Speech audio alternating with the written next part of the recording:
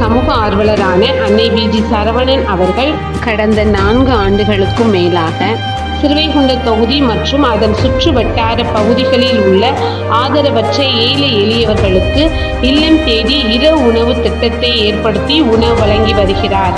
இந்நிலையில் தமிழக வெற்றிக் கழகத்தின் ஐம்பெரும் கொள்கை தலைவர்களில் ஒருவரான சமூக ஆர்வலர் அஞ்சலை அம்மாளை கொள்கை தலைவராக அறிவித்ததன் ஏற்பால் தமிழக வெற்றிக் கழகத்துடன் இணைந்து தமிழக வெற்றிக் கழக தலைவர் தளபதி திரு விஜய் அவர்களின் ஆசியுடன் கழக பொதுச் செயலாளர் அண்ணன் புசியன் ஆனந்த் அவர்களின் வழிகாட்டுதலின்படியும் மதிய உணவு மற்றும் இரவு உணவு திட்டத்தை ஏற்படுத்தி உணவு வழங்கி வருகிறார்.